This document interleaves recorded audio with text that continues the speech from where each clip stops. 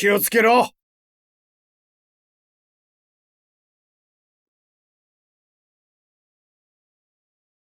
よし。出撃！はい。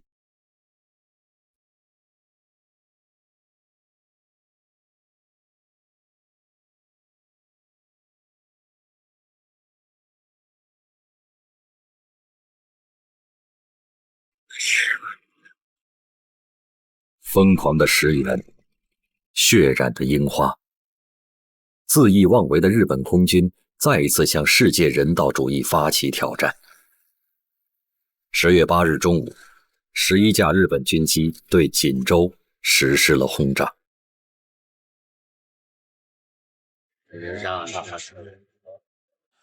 好呗，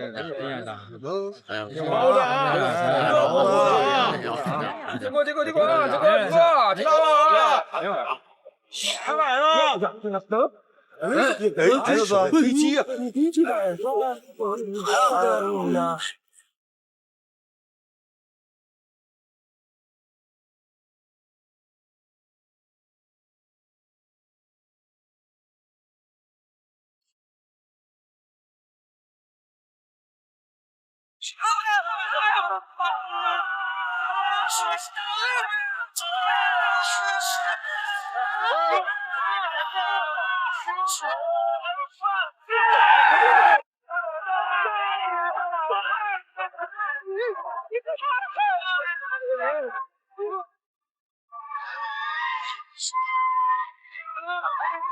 おい！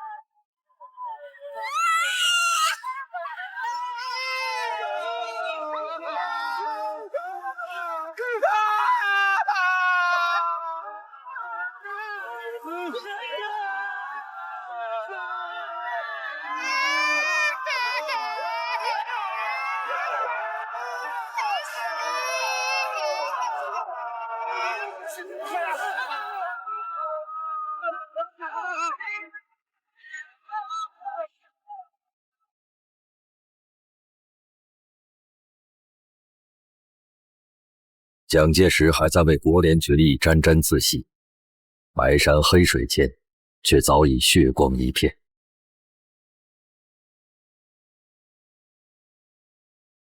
官道上、山路上、雪原上、码头上，到处都拥塞着拖儿带女、背井离乡去往山海关内避难的流亡百姓。同一时空下，不甘屈辱、不当顺民、至死不做亡国奴的热血男儿纷纷揭竿而起，向着日本鬼子开火、开炮。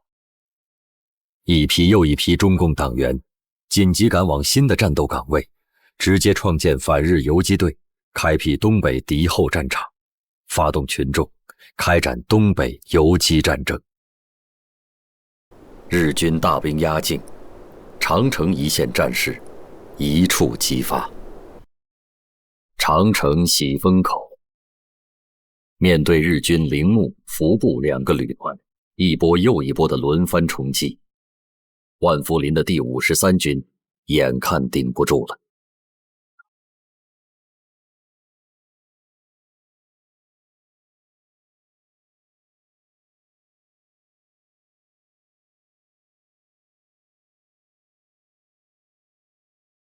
而奉命换防的宋哲元第29军正在赶往喜峰口途中。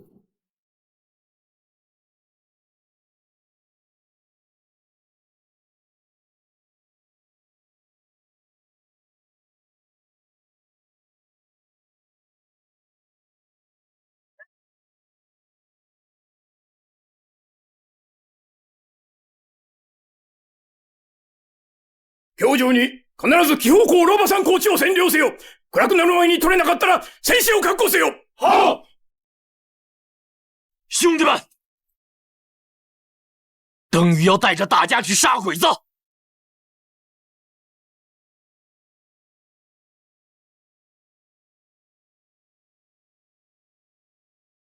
今日一战不胜，不归！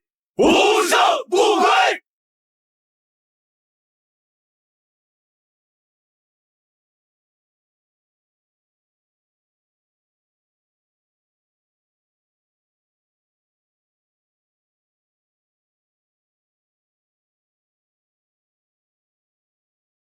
出发！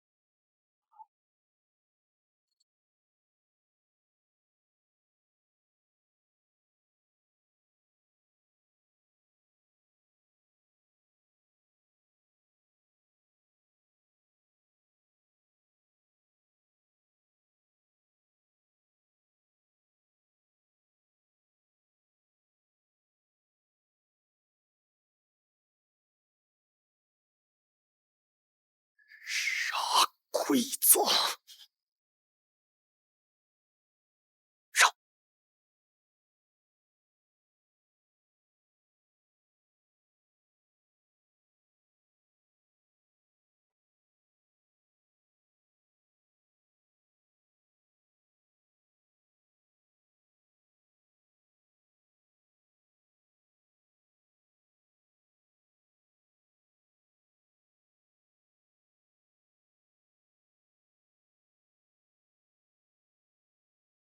杀！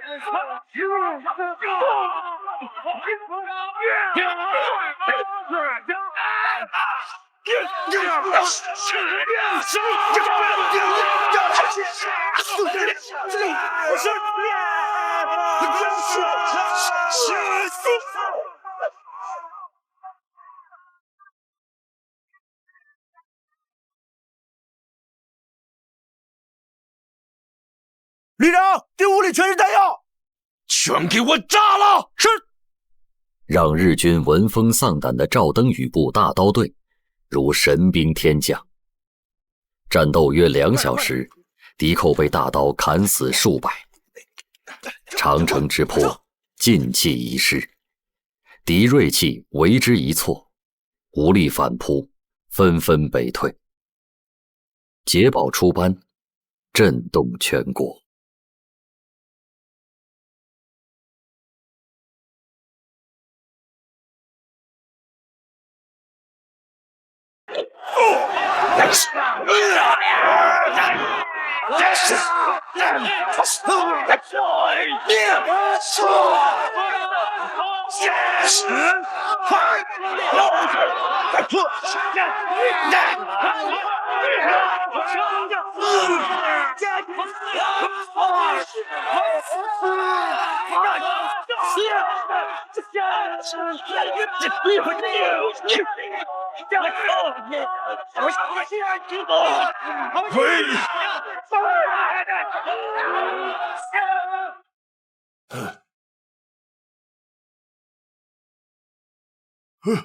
はいはい。カカ。これは。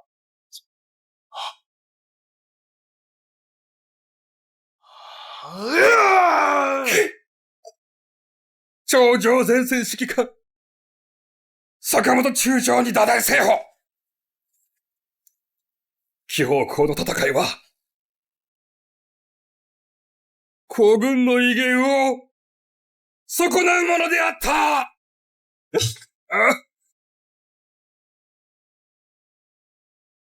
ひどい文句だ。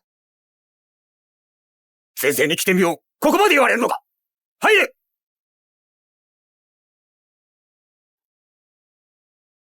お前たちの戦況は関東軍司令部、東京までに伝わったのだ。申し訳ありません。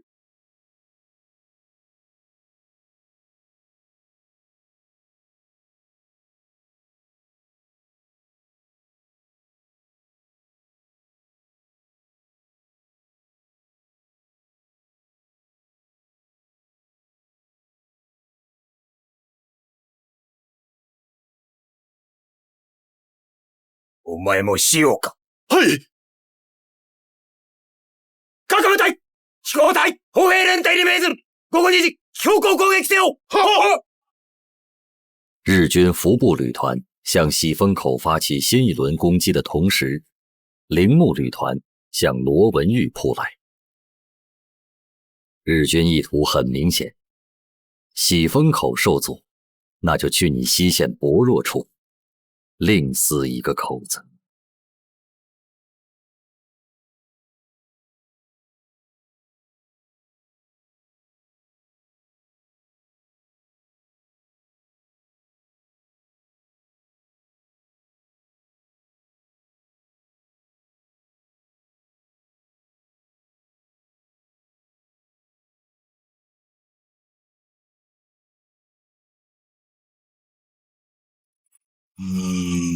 长城一线，每一个关口都弥漫在炮火硝烟中。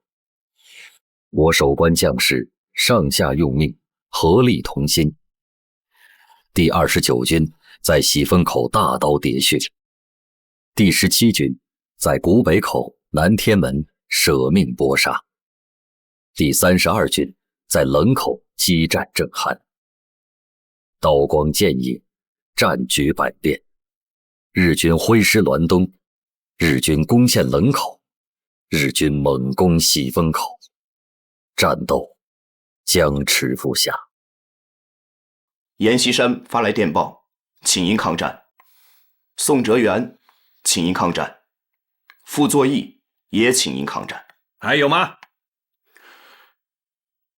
抗战之事，我比他们任何人都晓得其中的利害关系。我们当前的首要任务是剿除共匪。给我准备一下，下午我要飞往南昌，继续制定剿匪计划。是。北方山河沦陷，南方剿共正忙。蒋介石要亲自坐镇，指挥对江西苏区根据地的第4次围剿。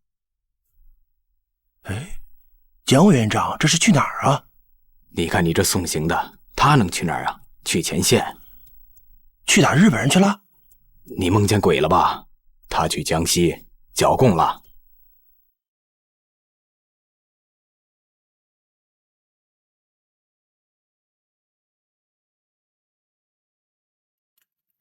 朱老总啊，接下来我先要跟你说说这个宣言呢。1933年1月，依据在莫斯科召开的共产国际执委会第12次全体会议精神共同起草的。他们要求我们以中华苏维埃共和国临时中央政府中国工农红军革命军事委员会的名义发表出去。中华苏维埃共和国临时中央政府工农红军革命委员会宣言：为了反对日本帝国主义侵入华北，我们愿意在停止进攻苏维埃区域、保证民众的民主权利、武装民众、创立武装义勇军、保卫中国、争取中国独立统一的3个条件下，与国内任何军队订立抗日作战协议，开赴抗日前线。哎，写得好啊！朱老总啊，你看，我们以中华苏维埃的名义发表出去，好不好啊？好，我觉得可以发。我赞成中共的这个态度。我有4点建议，你记一下。中国80%的军队要开赴抗日前线，人民应全部武装，人民的民权应立即恢复，要立刻停止对苏维埃区的进攻，一致对外。蒋介石这个新型军阀，当然要把重心放在维护军阀统治上，抗日。哼。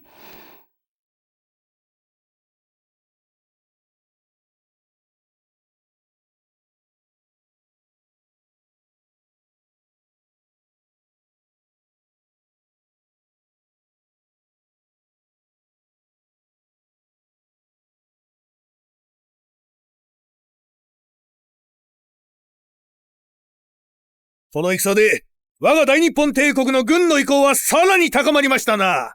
我らが山海関を落とした後、中国軍も日本の内地も、次は河北に攻めるに違いないと考えているが、その前に一つ、攻めるところがある。そこの泉の水は、我が馬が飲むのに適しているとのことだ。我が皇軍10何万が渡るには、少し小さすぎるのが心配だがな。はははは。その血の名は、熱火！山海関陥落に乾杯！乾杯！ああ！しかし、武藤はよくやった。頂上を引き裂いたということは、中国人のメンツを引き裂いたようなものだ。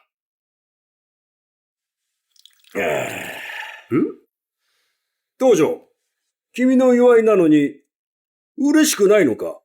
道場！君は嬉しくないのか？おい、お前！いや、そんなことはない。関東軍と戦争を語り合うのは、実に楽しい。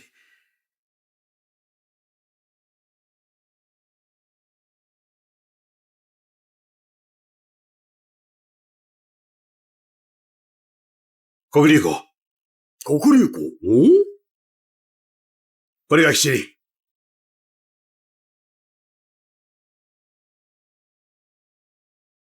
法典。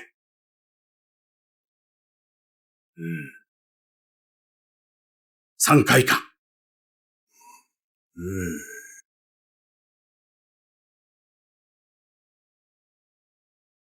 中国の情勢と我が軍の現状を考えてみてくれ。東山省はすでに我々が占領した。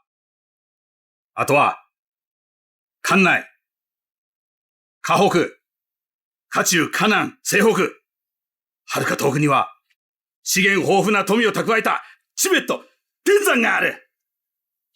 どうだ、素晴らしいと思わないか1933年2月24日，国际联盟大会以42票赞成、日本1票反对无效，通过了有关中国在东北3省争议的报告书，谴责日本侵略中国。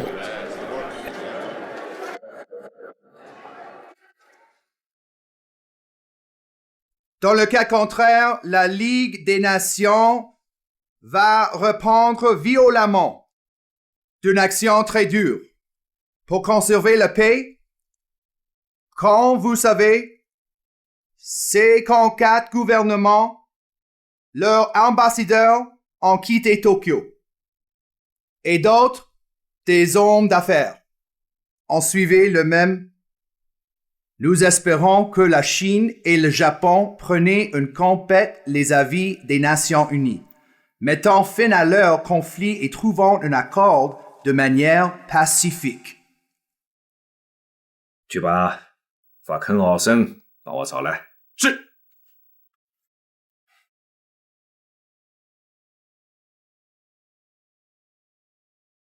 国联也通过了我们东北三省的报告书，这也就是讲，东北三省的问题可以通过国联去解决。Mr. Zhang, ich dachte, Sie wollten über Shanghai Guan mit mir reden. 山海关事件是一些日本军阀操纵一些日本军人搞的，日本政府不会坐视不管的。Mr. Zhang, ich verstehe nicht. Sie versuchen immer, zwischen japanischer Armee und Regierung zu trennen. Die Armee muss den Befehlen der Regierung gehorchen. Habe ich recht? 我去过日本，我了解日本人的民族。报告，委员长，日本不满国联通过了关于我们东北三省的报告书。今天上午，他们已经宣布退出国联。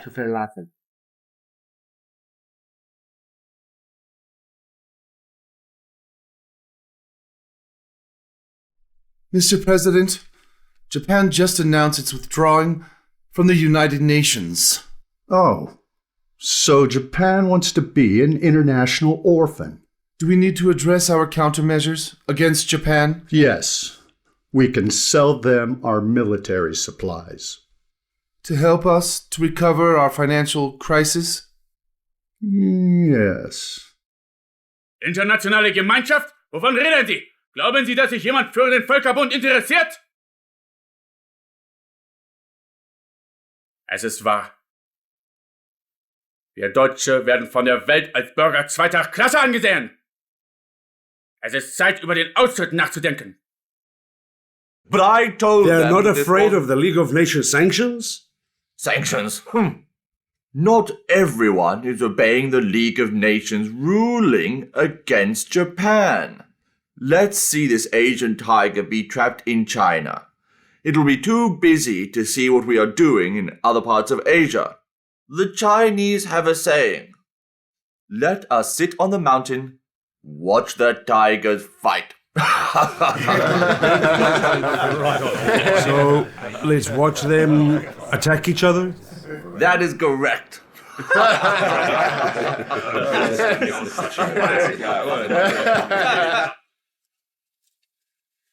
Товарищ Сталин, выход Японии из Лиги наций может означать только одно, что целью их завоевания является не Советский Союз.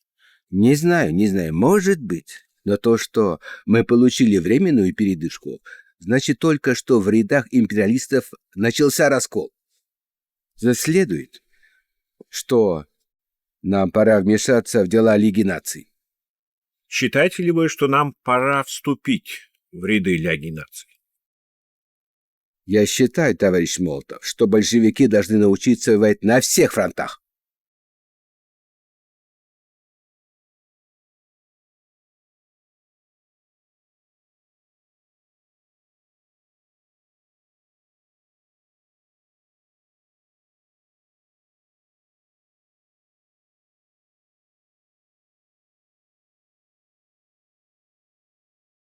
Da ora in poi, io sono il tuo schiavo. Mio duce, ho appena ricevuto la notizia che il Giappone ha annunciato di lasciare la Società delle Nazioni, solo ieri.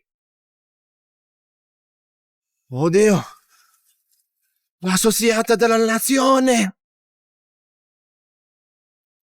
1933年2月24日，关东军司令官武藤信义指挥第6、第8师团并数万伪军向热河扑来。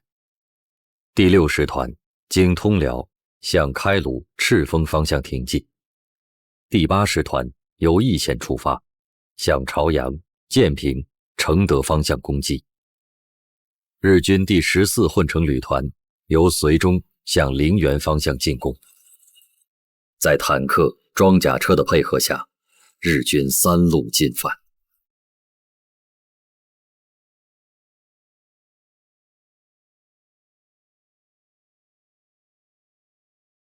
关东军进犯热河，可中央政府还没有一个对抗大旗。东北丢了，张学良还可以在北平做官；山海关丢了，华北丢了，看张学良还可以去哪里做官？念呐，汉卿，你的嘴唇都发紫了，这是焦虑所致。来，我给你捏捏腿。不捏。不捏。汉卿，我是日本人吗？我没说。那我是委员长吗？谁说的？那你和我发什么3军副总司令的威风啊？我这个3军副总司令，要打不让，丢了地我挨骂。这天底下还有比这更窝火的事吗？那你去找蒋委员长啊！中国的事情他当家，你当面去跟他表态啊！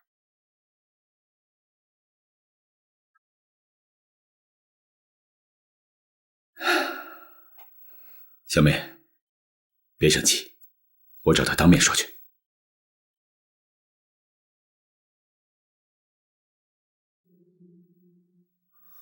那你先以个人名义给他发个电报。可以。委员长，电报。谁的？北平，张学良。怎么？他要抗日？不是，他要来南京。发电，阻止他。可是他已经上飞机了。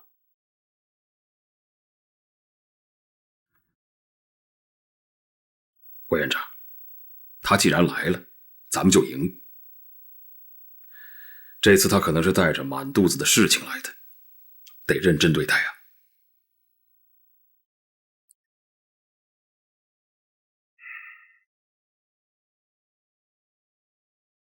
安青啊，你是晓得的，我从来不喝老酒，但我今天要以茶代酒，先敬你一杯。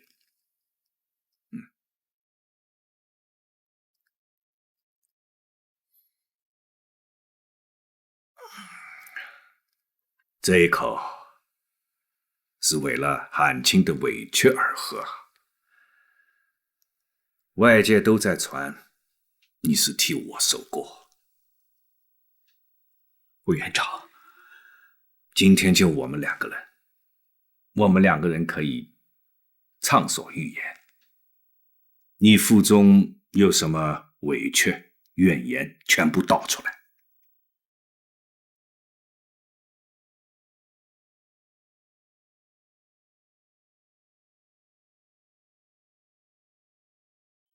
原以为通过国联、通过外交可以解决，可是日本退出国联，说明日本根本没有解决东北问题的诚意。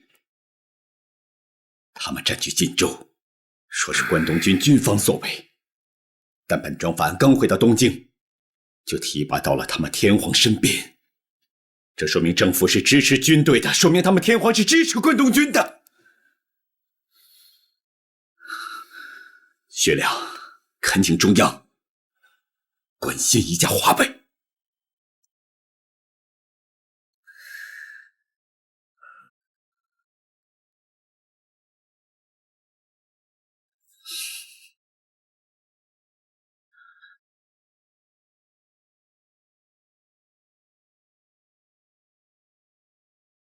东北山海关事件爆发后，徐良真可谓千夫所指。不要听信外界传言，以为中央是在奉行软弱的外交政策。中央是坚决要抗日的。可是现在，学生请愿团在大街上骂我，陈介堂、李宗仁他们在广州骂我，共产党在江西骂我，冯月祥在西北骂我，我还晓得你也在骂我。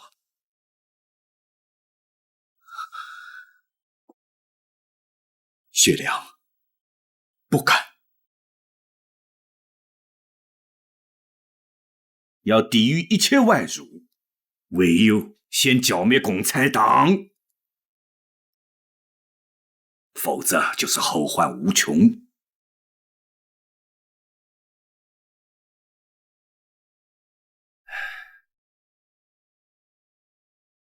你这次来是为了华北的问题吧？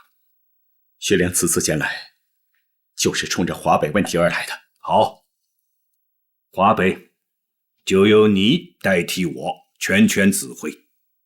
军事方面的问题，我会让何应钦向你报告。我马上去见何部长，我会替你安排的。韩青啊，抗日不是那么一个简单的事情啊。倭寇不抗要亡国，共产党不灭也要亡国。中国的皇帝好当，但今天的委员长不好当。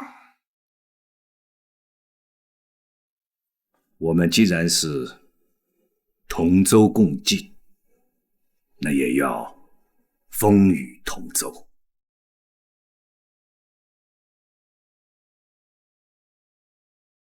换一换新天地，必有一个新欢喜。巍巍中夜生活，如梦不醒。谢谢，请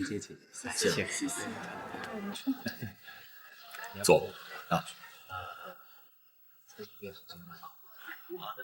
宋先生啊，这个酒会办得不错嘛，你满意就好。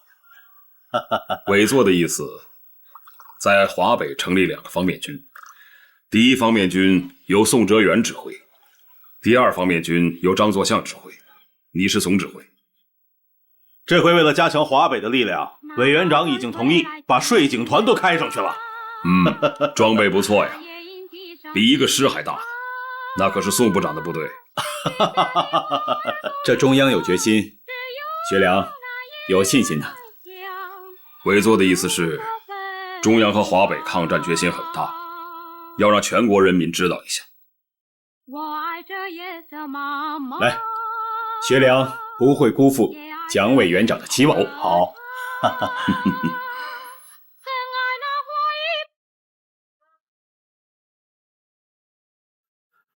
どうやら我らは離れるわけにはいかんようだ。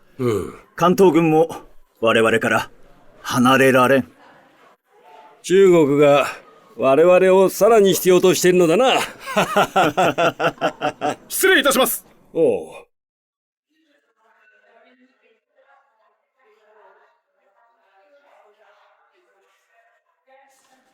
川島よし子入りの電報です。小学寮が南京に行き、蒋介石と会いました。そこでは花王金と総司文も一緒だそうです。何？小学寮が南京だと？はい。川島よし子に伝え、南京へ監視を出して、状況を武藤司令官に伝えろ。はい、かしこまりました。阎锡山将军到！别难快，您这过来了。傅作义将军到！副长，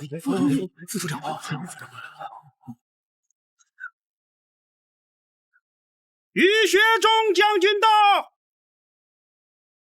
上阵，宋哲元将军到！张作相将军到！王以哲将军到！何柱国将军到！佟麟阁将军到！赵登禹将军到！少帅到！少帅来了！快，少帅！是啊。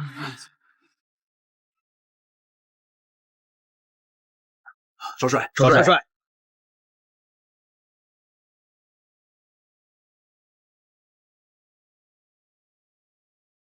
严司令，好久不见。大家坐。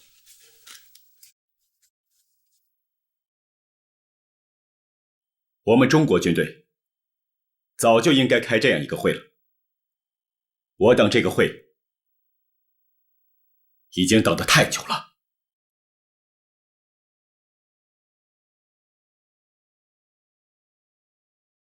学良近日在南京拜见了蒋总司令，中央的态度只有2句话：坚决抗日，坚决支持华北。好啊！好。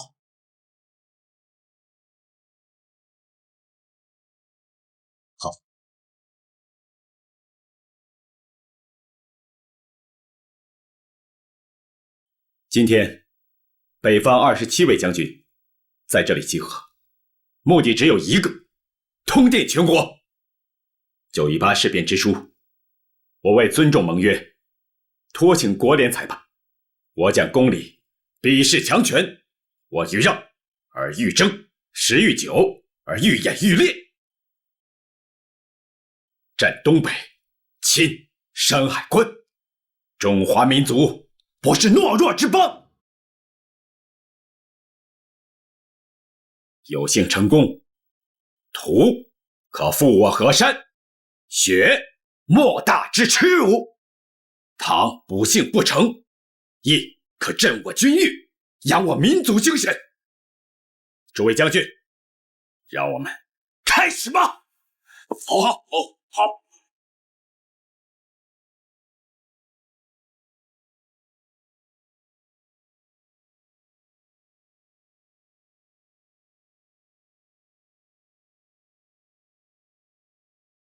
小妹，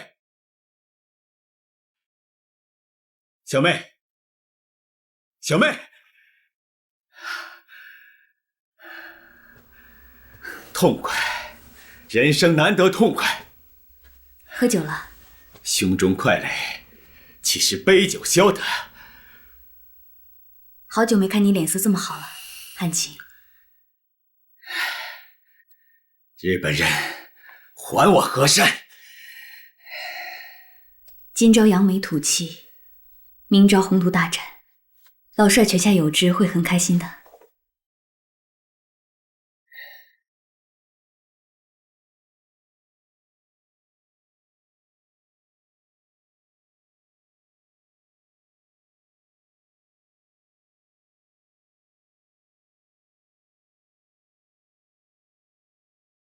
面对日军的3路进攻，我守备部队10个旅约5万余众，一触即溃，仅1天即放弃了开旅。驻守赤峰的第117旅也只坚持了1天，赤峰随后陷落，承德方向更是闻风疾跑，先丢朝阳，又丢建平，溃败如同瘟疫在蔓延。3月2日，陵园沦陷，通向承德的大道已经被日军完全打通。热河省府承德，日军已指日可待。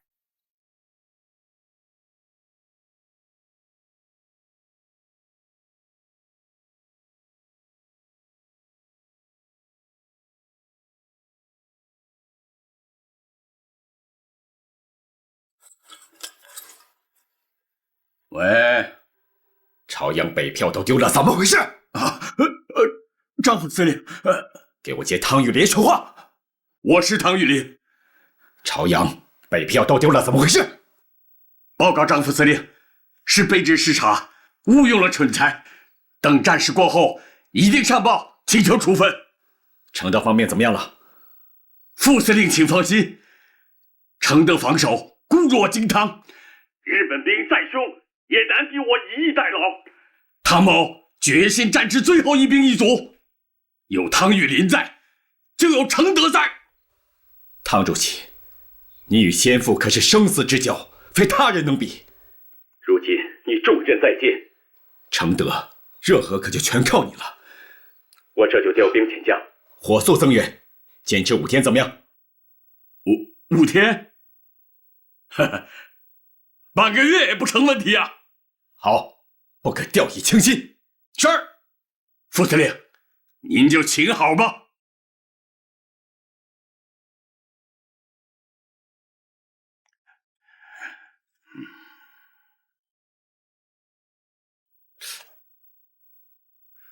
爹，打个电话怎么还站起来了？他又看不见。哎呀，这个汉卿啊，我是让他给吓怕了。那咱真得坚守啊！坚守个屁呀！日本兵那种锐气，谁扛得住啊？快去准备，马上就走。是。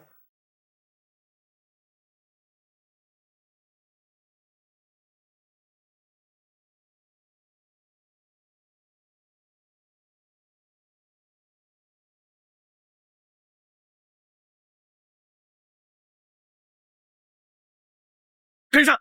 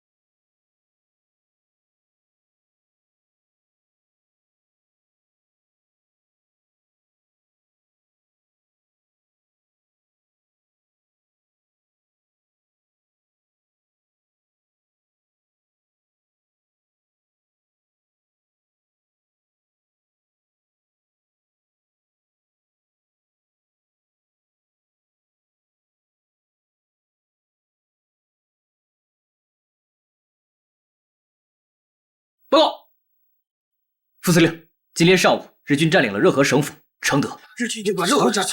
热河。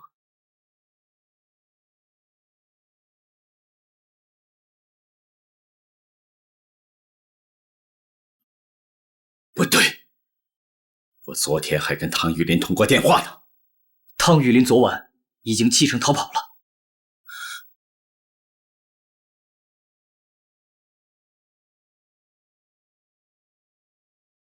我还能相信谁？啊！我还能相信哪个？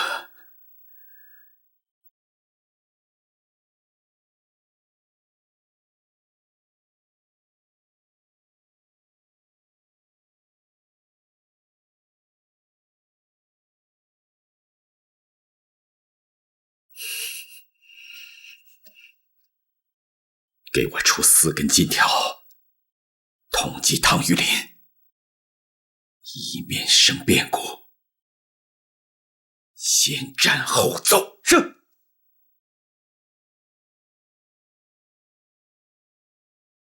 少帅，少帅，少帅，让我一个人静一会儿。是。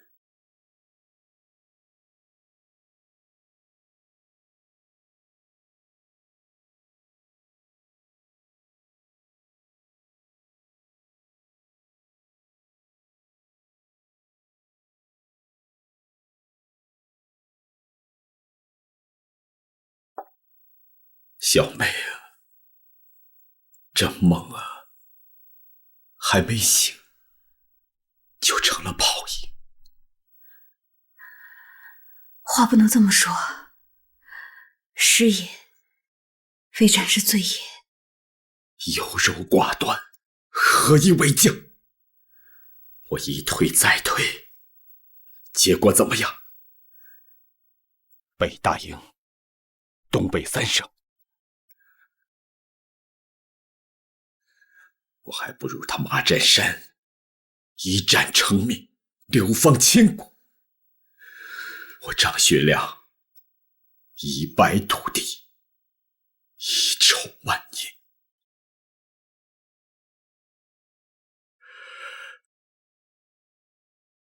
执笔干什么？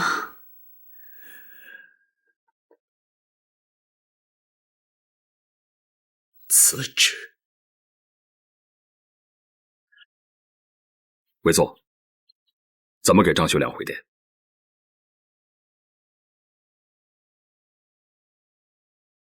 你是不是也听说，南京监察院有6个委员提出对张学良弹劾？现在正是个机会，趁他丢了承德，丢足保帅，不能再儿女情长了。景子啊，我听说你认为剿匪是无期徒刑，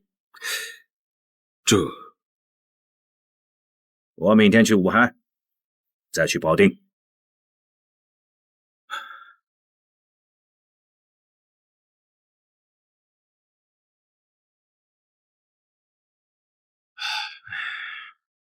汤玉麟有惊弓之鸟，闻风而逃，日本人兵不血刃就占领了热河。逃亡将军何其多呀！国难当头，中国何处去？我们共产党又应该如何应对呢？在这紧要关头，你又失去了军事指挥权。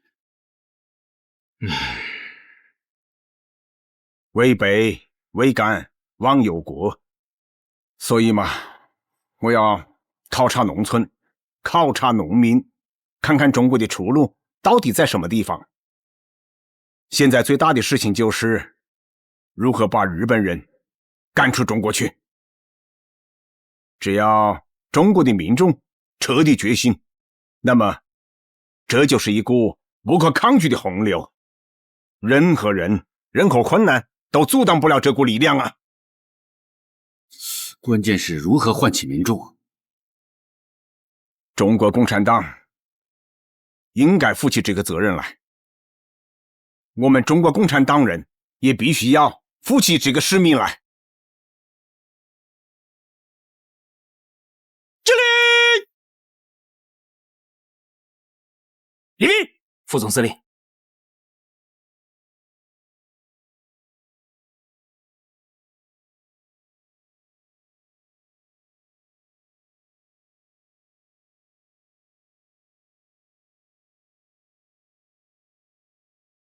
少帅，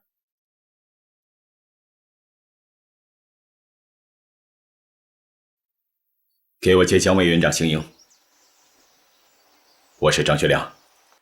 哦，汉卿啊，吴子文呢？委座正在和阎锡山谈话，我们稍后过去吧。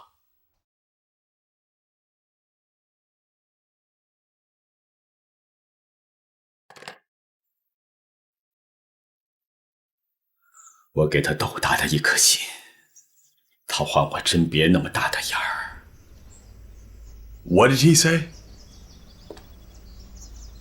你翻给他听。是。Marshall said he'd do everything for the Generalissimo, but the Generalissimo did not understand. Marshall is disappointed. Do you understand? When people ask what China politics is, I would say that it's making the simple things to a more complicated things.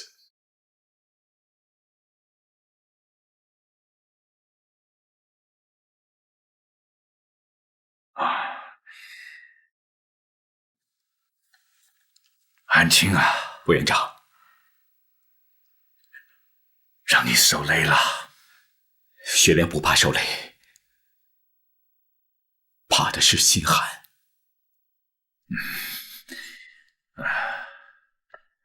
来，走。子文把你的事情都跟我讲了，我收到了你的辞职报告，心里久久不能平静啊。委员长，明白雪亮的心，雪亮没齿难忘。你我过去同舟共济，今日还得同舟共济。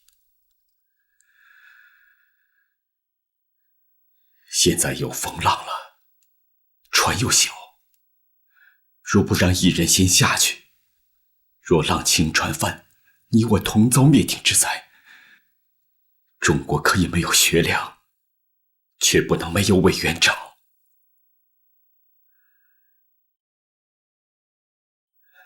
我退下来。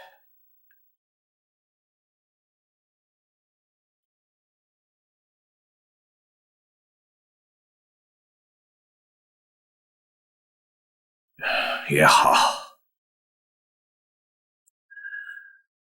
出洋考察，精心思过，待时机成熟再回来报效国家。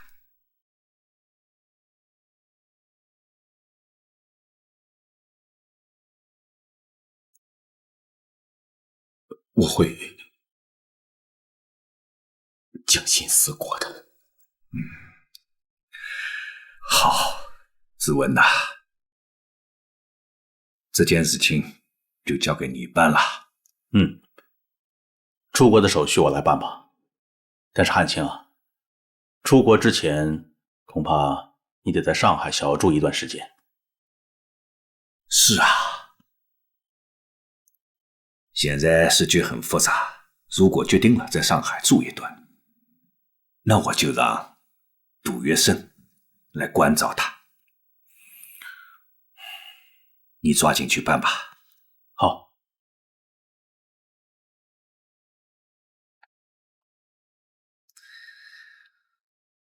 哎呀，汉卿啊，多保重。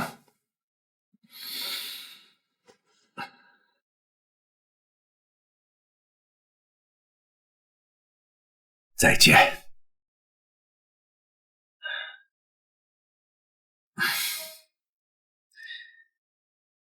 记住，中国有一个典故叫“卧薪尝胆”。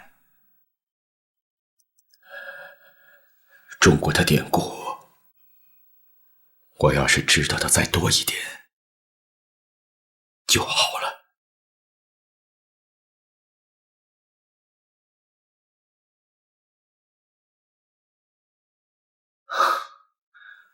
好了，还有什么事情吗？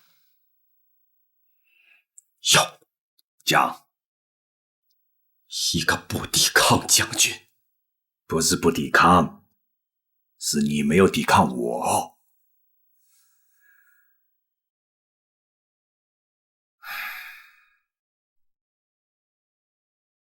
回去吧。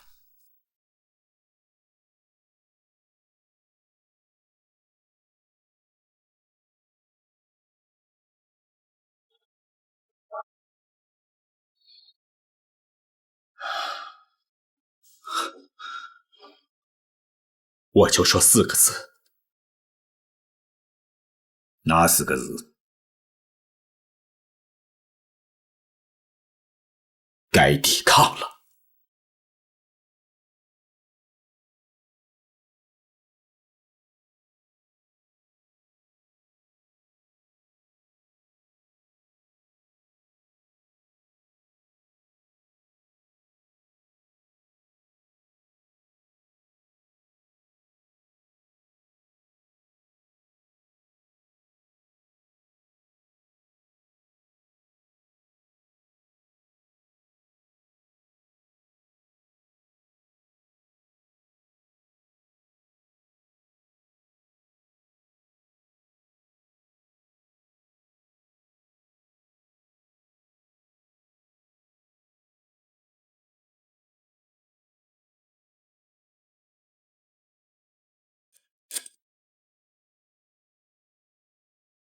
给我接尾座。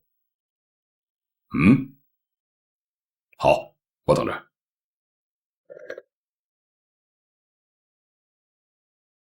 我已经调动了81个师，61万人了。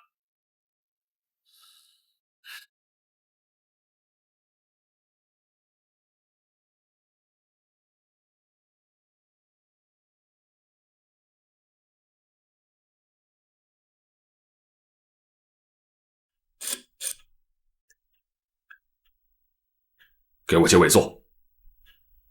什么？5部电话都在用。好吧。委员长他正准备第5次围剿呢。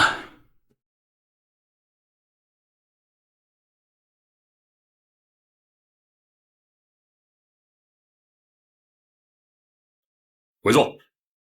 兵法所言，实敌备之，强敌避之，就是教你们在强敌面前如何备之避之，而避免小敌自坚、大敌自轻焉的严重后果。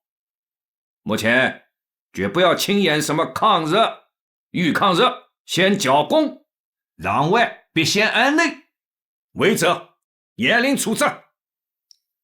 命令长城全线立即停火，与日军谈判。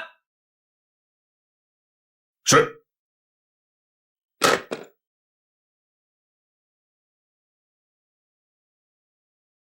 委员长什么意思？命令长城全线停火，后撤，和日军谈判。撤退？为什么撤退？从军事上讲，日本人已经没有了进攻的能力，现在只要我们坚持，撤退的应该是他们。好，作为军人，我服从你的命令，但是作为中国人，我们今天的行为会成为历史的罪人。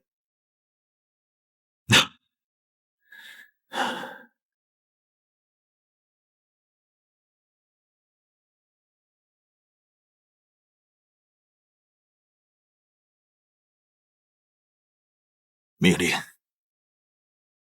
撤出阵地。是。长城抗战坚持了3个月，终因蒋介石的一道撤令而告终。长城一线关口豁然洞开。此时此刻，国内外已经出现了这样一种声音：长城战败后，华北已经无险可守。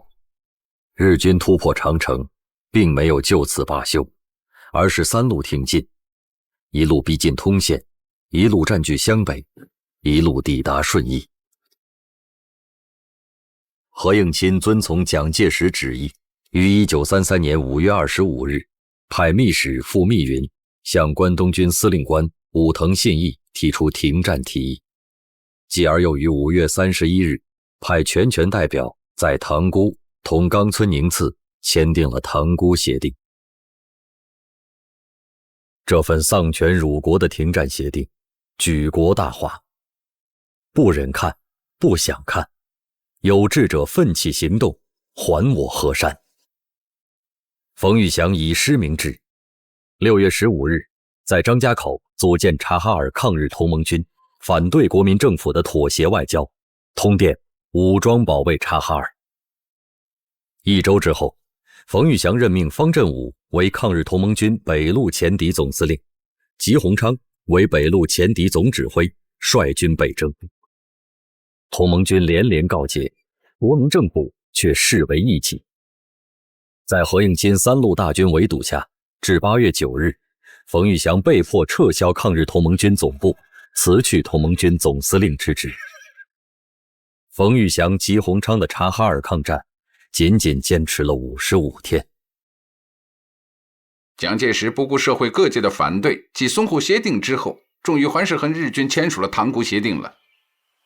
条约规定，中国军队必须撤到延庆、通县、宝坻、宁河以南，而日军则可以据守长城一线，等于把东北3省热河、还有察哈尔，白白拱手让给日军，让义勇军和西北军将士的流血牺牲全都化为泡影。而现在，蒋介石是在政治上承认了日军的胜利。蒋介石为什么去签订注定要挨骂的协议呢？很显然，他是急于筹兵啊，他正急于把华北的兵力抽调回来，用在南方来对付我们。如此看来，国民党对苏区的第5次围剿很快就要到来了。蒋介石既然在政治上下了那么大的赌注，在军事上就一定想捞回来。可以想见，他这次进攻的兵力将会是空前的。我们应该做好充分的准备。放心吧，中央苏区已经粉碎了敌人的4次围剿，这一次同样不会让他们轻易得逞。我们再看看日本人他们究竟是怎么想的。塘沽协定要求中国军队撤退到平津以南，这就在北二平、天津和冀东一带留下了一大片真空地带。在这片真空地带，日军既可以建立汉奸组织，扶持伪政权，也可以直接出兵。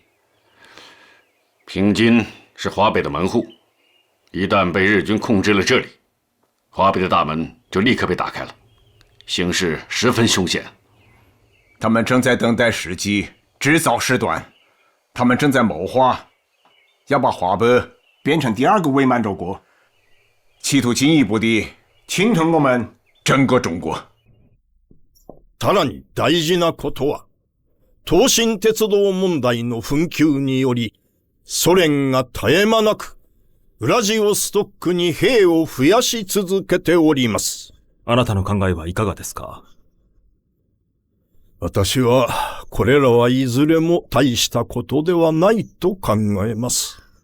今、最も大事なのは占領した地域の管理を強化し、満州国をしっかりと立ち上げることでございます。満州を河北効力の後ろ盾とし。わかりました。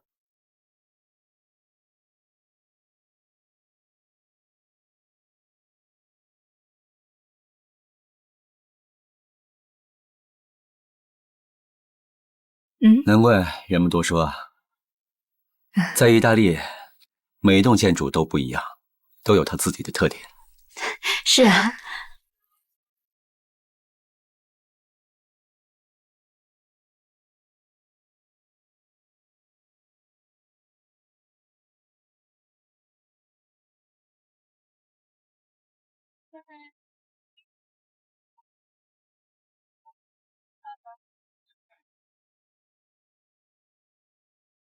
Mr. Zhang! Hi. My friend. Ida. Hi. Ciao. 你好。Ciao. Marshal Zhang, my dad would like to invite you and your wife over for dinner. We have already prepared the car. OK.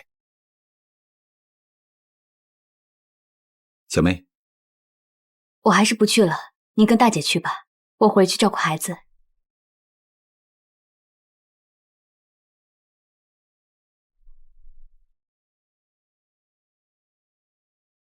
Please. Prego, di qua.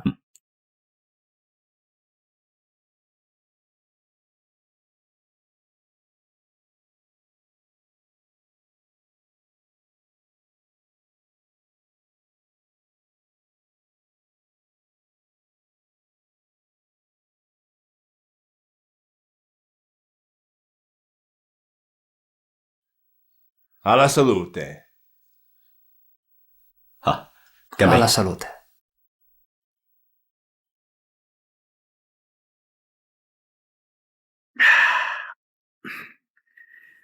尊敬的塞克特先生，你的《中国陆军改革建议书》我看过了，其中就军队的训练和军官的培养、武器装备的购置以及大总兵的建设等各方面的意见非常详细。Sehen Sie mich wirklich so, Mr. Chang? 我跟你这么讲，只要我们能够实现这个计划的50%，就可以把日本人赶进大海。但是我需要你的帮助。Wollen Sie mir sagen, dass ich nicht schon genug erzählt hätte? 我是讲，希望你能够做我的顾问，就像我的其3人一样。General John, wenn ich nicht in der Lage bin, Ihren Wunsch zu erfüllen, ich vertraue darauf, dies wird nicht unsere Freundschaft verletzen. 当然不会了。可是你要是做我的顾问，那就会加深我们的友谊。Ich brauche etwas Zeit zum 我需要时 Überlegen. 间考虑一下。好，那你就在这里多住些时间吧。 Nein, ich muss gehen. Ich muss zurück nach Deutschland. Ich kann dies nur dort 回 tun. 到德国去考虑。请。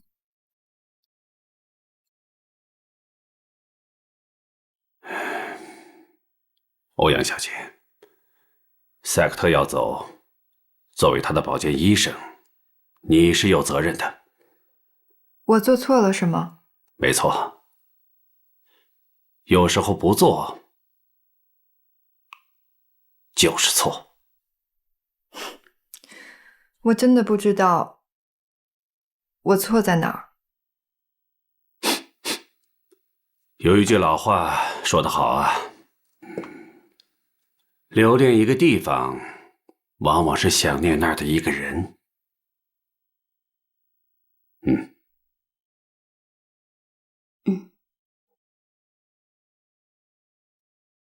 Ich hoffe, Sie früh wiederkommen. Ja, es könnte lange dauern. Trotzdem hoffe ich sehr, dass ich eines Tages wieder zurückkehren kann. Herr Segt, gute Reise. Vielen Dank. Es war sehr freundlich von Ihnen, mich zu verabschieden. Sehr gerne. Jederzeit. Danke. Auf Danke. Wiedersehen. 我去送送他。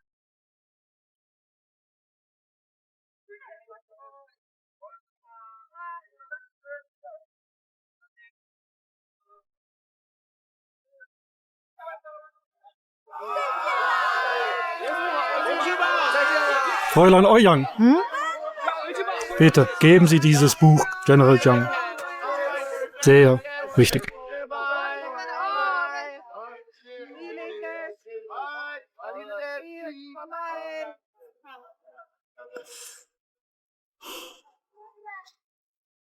我刚要下船，塞克特拉住我，小声说：“还有一件事情，请你转告蒋先生，中国和日本的仗一定要打下去。破译敌人的电报是获得情报的重要手段，你们要成立专门机关。这一点，他也帮不上什么忙，但是他可以推荐一个人。”校长，这个人我已经查过了，他是个美国人，全名叫赫伯特·亚德利。他在第一次世界大战中破译了上万条敌人的电报密码，后来他还写了一本书，叫《美国黑市》，这是他的个人资料。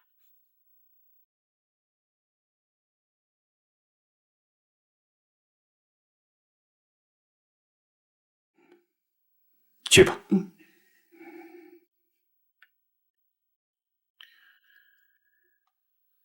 非常感谢我这个德国朋友啊。其实子文也和我提起过这件事，要尽快组建一支能够破译日本密码的专门机构。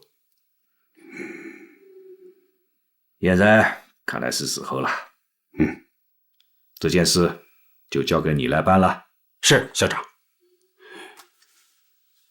哦，对了，校长，塞克特做顾问一事还没有消息吗？这件事还在谈，难度比较大。我急于想让他做我的军事顾问，就是想通过他能帮助我国民政府尽快的组建一支特殊的机械化部队，来提高我们的国防。校长英明。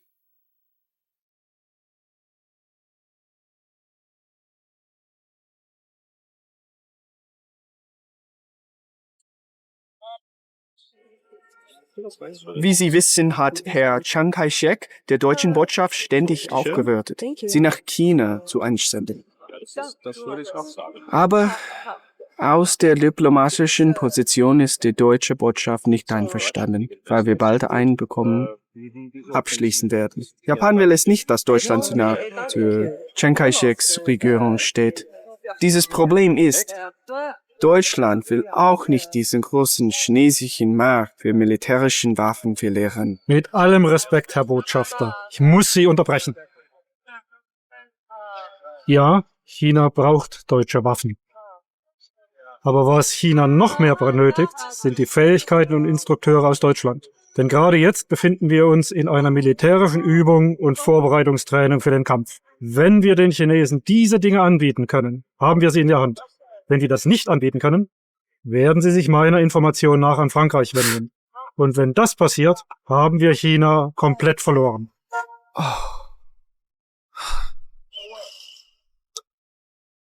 Das höre ich zum ersten Mal. Ha, ich fürchte, dass es noch viele Dinge gibt, die Sie zum ersten Mal hören. Und das gilt für Ihren Außenminister von Neurath ebenso.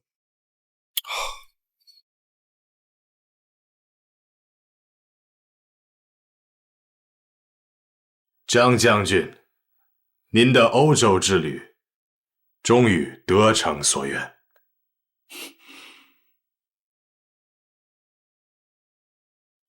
汉卿，蒋先生来电，他说请你回去，说上海为了迎接你，已经成立了迎接委员会。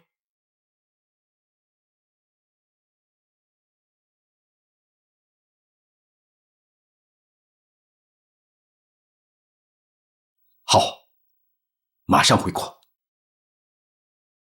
张学良一行在游历了意大利、英国、德国后，于1934年1月8日，他们一行乘坐的福地伯爵号客轮停靠在了上海16铺码头。啊，宋先生，汉卿终于回来了啊！汉卿，哎，林老，陈先生，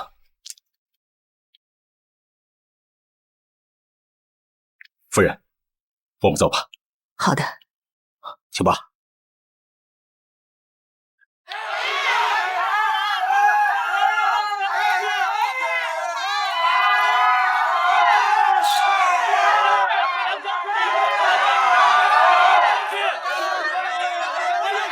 张学良先生，张学良先生，请你回答我的问题，请你回答我一个问题。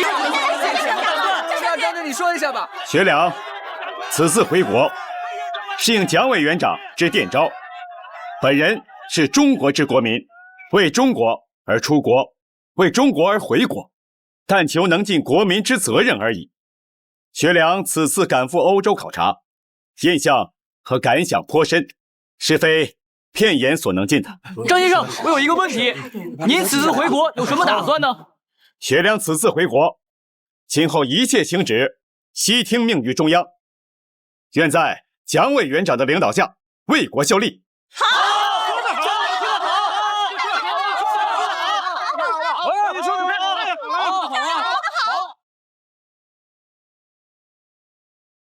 好。啊，知道了，蔡指特安全下船以后，你们就把他安排好。好，另报名。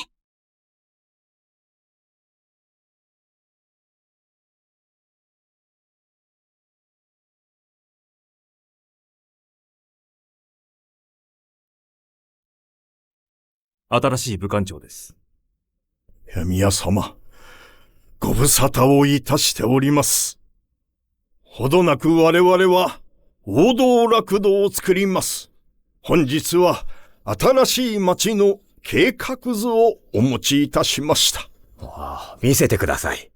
はい。どうぞ。こちらが新京大通り。これが八大建築。こちらは関東軍司令部。そしてこちらが皇宮であります。よろしい。木をたくさん植えるように。満州を一つの手本として、亜州の他の地方にも広げればよい。シナモン含めてな。はい。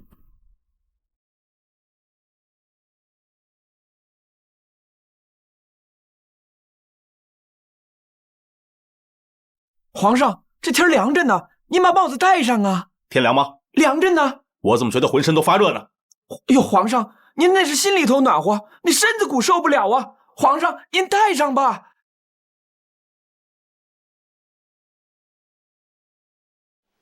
皇上，光绪爷的龙袍从老太妃那儿请回来了。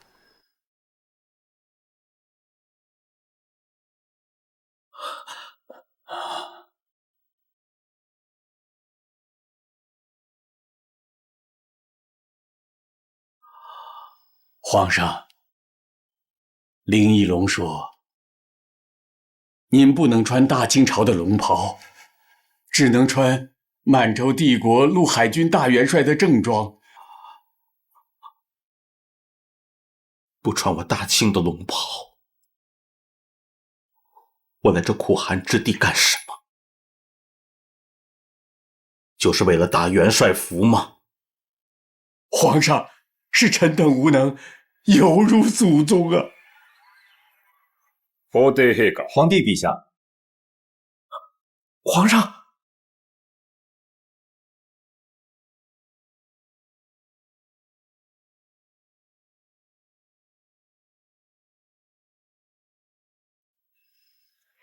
満州の習慣に鑑み、天や祖先に祈る時だけは竜の礼服を着用するのを認めるが、即位の時は必ず元帥の洋服を着用いただきたい。必須穿元帥服。失政でお望み通り即位なされ、皇帝と称され、一体何がご不満なのですか？皇上还有什么不满意的吗？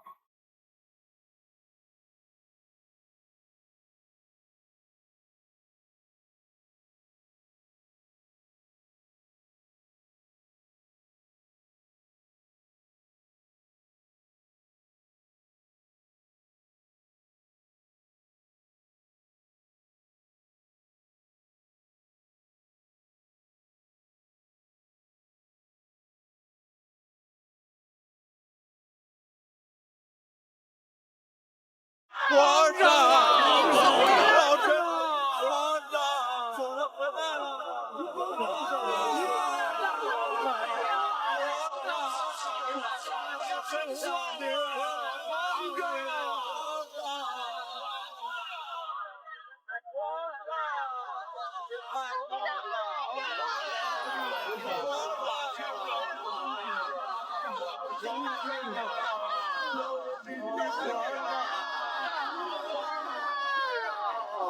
天佑大义！皇后娘娘，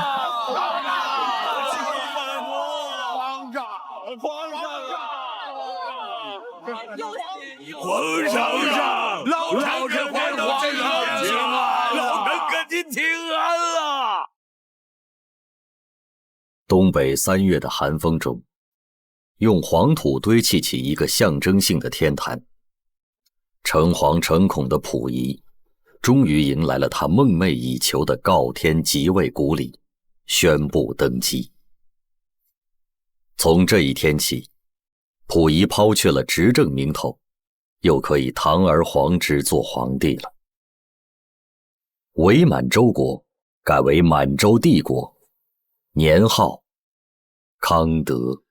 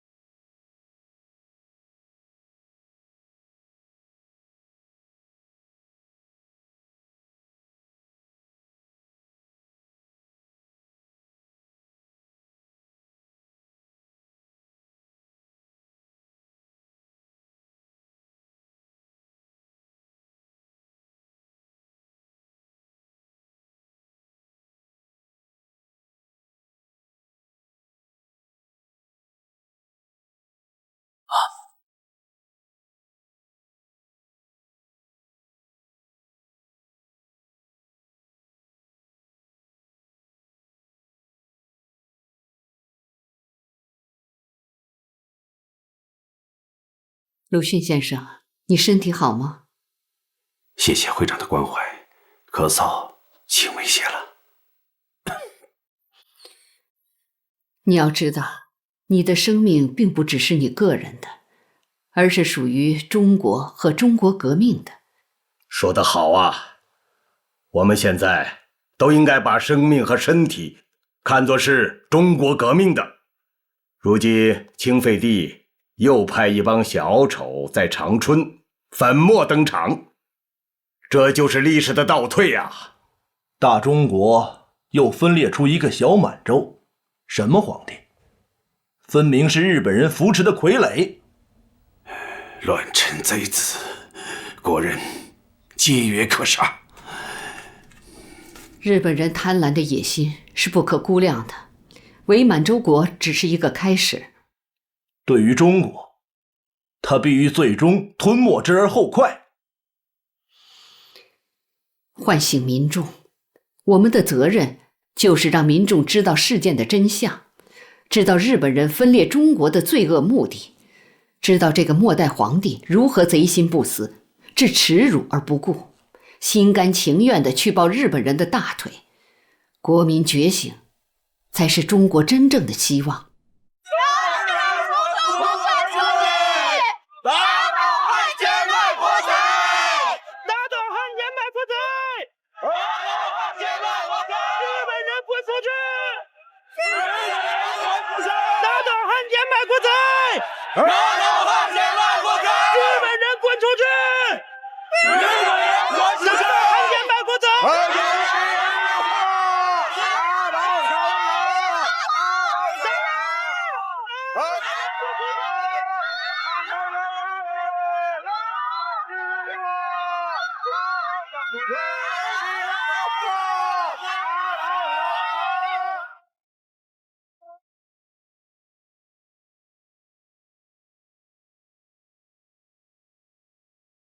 Zusammenfassen.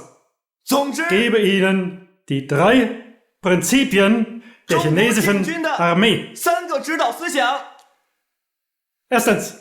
第一， Armee begründet Recht 军队 zum 为 Herrschen. 统治权之基础。 Zweitens. 第二， Die Stärke einer Armee liegt in ihrer 军队 Qualität. 之威力在于素质之优良。 Drittens.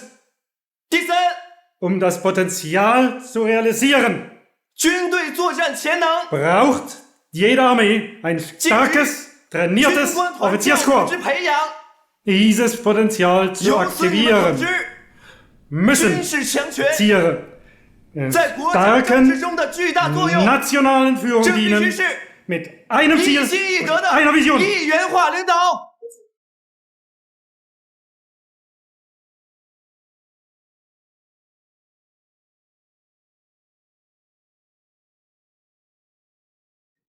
委员长，学良愿做您的侍从室主任，跟在您身边多学习。千里目岂能电视与草隶之间呢？那您就把最难的事交给我去做吧。安庆，一个多事之秋，多的就是困难之事。请委员长示下，学良愿肝脑涂地，为委员长排忧解难。来到这个西吴，让我想起苏东坡写的一首关于杭州的一首诗啊。大千起灭一人离，未觉杭阴谁雌雄。历史的兴衰往往也取决于一颗微不足道的尘埃啊。是啊，人莫过于一颗颗尘埃，而历史又都是由人来写的。你刚才说让我把最困难的事情交给你，你应该明白我的意思了吧？那东北的问题呢？共产党与之东北要困难得多。我相信你有这个能力，这是他人望尘莫及的。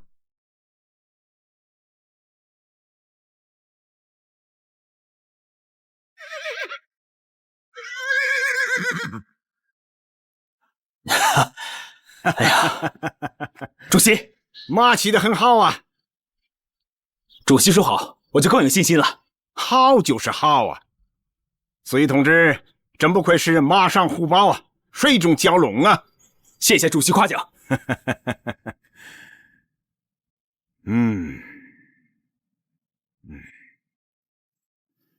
马祖地龙飞快呀，弓如霹雳弦惊。了却苍生抗战时，赢得中华天下民。可怜白发生。哎，不能白发生啊！好一个不能白发生！主席改得好啊！打败日本侵略者，还需要等到白头发都生出来吗？这些都是小把戏，怎能比隋同志驰骋疆场，八面威风呢？哪里，还要向主席多多学习啊！马上要出发了，来向主席道个别。看得出您心情好多了，身体也好多了，我们一直很惦念您啊。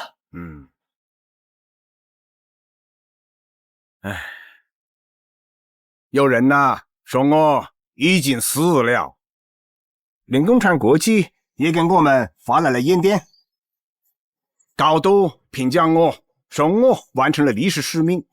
可是我不是没有死吗？历史使命不也还没有完成吗？怎么样啊？准备好了吗？都准备好了。你那里有多少人呢？6000多人，可谓是兵强马壮啊！隋同志，你知道此次北上的意义吗？北上抗日，发动群众，动员群众。说得不错。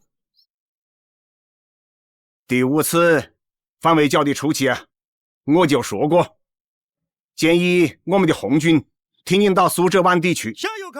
可是我的意见呢，没有被采纳。那时啊，我也没有权利啊，所以这条路啊，要靠你们来走。主席，您说的对，我记住了。沧海横流，方显英雄本色。现在是中华民族一个大的动荡的历史时期，中国人民走到了一个历史关头。有志的年轻人呐，要立志做些大事情啊，做改变国家命运的大事情啊。是，那就祝你胜利凯旋。谢谢主席，一路平安。我走了，主席保重。出发吧。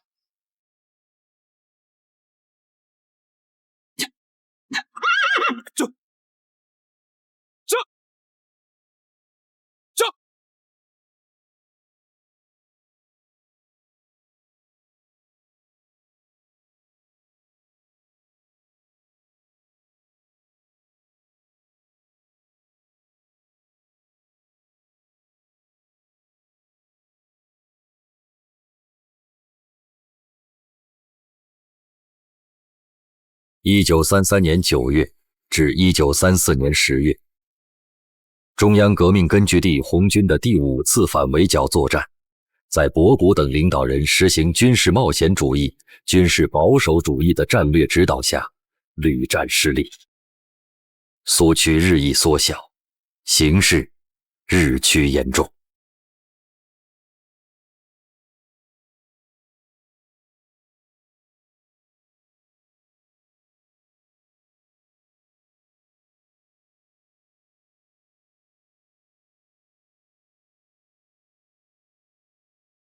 东方欲晓，莫道群行早啊！踏遍青山人未老，风景这边独好。主席好兴致啊！这一边行军，还可以一边吟诗。我这个苏维埃主席马上就要离开自己的共和国了，我只是有感而发呀。你看，这半年来，蒋介石在我们周围修建了无数的碉堡和据点，近100万大军啊，利用这些坚固的工事，层层包围，步步紧逼，把我们8万多红军压缩在这日益狭小的区域。所以事到如今，我们不得不实施大规模的战略转移啊。蒋介石修的这些个公路碉堡，花了大本钱呢，但是啊，确实也起了大作用啊。我们被这些公路碉堡挤压得快动不了了。为了保存革命力量啊，只有选择战略转移，突围出去，北上抗日，这样才有出路啊。